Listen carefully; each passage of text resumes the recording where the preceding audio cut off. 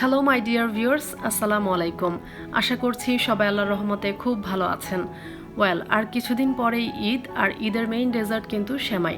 আমরা হয়তো অনেকেই অনেক কিছু বানাবো, বাট সেমাইটা কিন্তু রাখতেই হবে।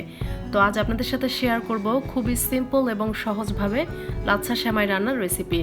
দারুণ স্বাদের এই সেমাইটি ভেতর থেকে নরম আর উপরটা ড্রাই, এবং সেই সাথে বাদাম কিশমিশে ভরা। আশা করছি ভালো লাগবে।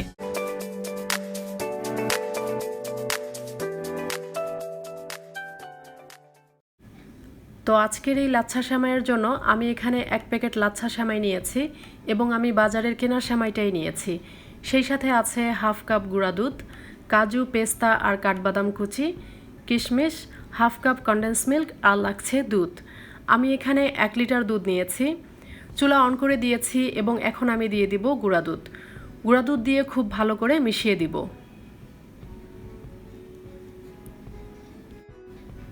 মেশানো হয়ে গেলে দিচ্ছি গোটা গরম মশলা, এলাচ, দারচিনি, লং। আমি আমার রান্নায় তেজপাতা তেমন একটা দেই না, আপনারা চাইলে দিতে পারেন। দিচ্ছি 1 চিমটি লবণ। এখন চুলার আঁচ মিডিয়াম হাইয়ে রেখে দুধটা ফুটিয়ে নিব। বলক চলে আসার পর দিচ্ছি কনডেন্স মিল্ক। ভালো করে মিশিয়ে দিতে হবে। মেশানো হয়ে গেলে দিব চিনি। চিনিটা আন্দাজ করে দিতে হবে, কারণ কনডেন্স মিল্কে কিছুটা মিষ্টি থাকবে।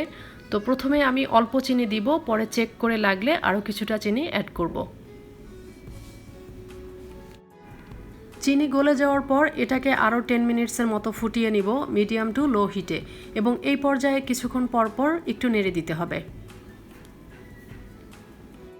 10 মিনিট পর আমি চুলা অফ করে দিয়েছি এবং 5 মিনিটসের মতো এটাকে এভাবে রেখে দিব। এতে করে দুধটা হালকা একটু ঠান্ডা হবে, কারণ লাচ্ছা সেমাই হতে বেশি সময় লাগে না। সো খুব বেশি গরম দুধের সেমাইগুলো দিলে একদম গলে যাবে। তো এখন সেমাইগুলো যেই বলে ভেজাবো সেই বলে গরম দুধটা ঢেলে নিতে হবে। তো এখন এই গরম দুধেই এরকম অল্প অল্প করে সেমাইগুলো ছড়িয়ে দিব। সবগুলো সেমাই একবারে দেওয়া যাবে না।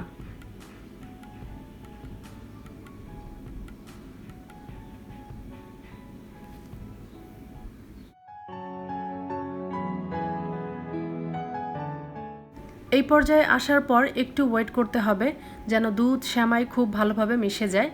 দেন আরও যেই অল্প কিছু সেমাই থাকবে সেগুলো এরকম উপর দিয়ে ছড়িয়ে দিব, এবং এই সেমাইগুলো কিন্তু ড্রাই থাকবে। দেখতে এরকম হবে যে নিচের সেমাইগুলো দুধে ভেজানো থাকবে আর উপরের সেমাইগুলো ড্রাই। এখন বাদাম কুচিগুলো এরকম ছড়িয়ে দিতে হবে।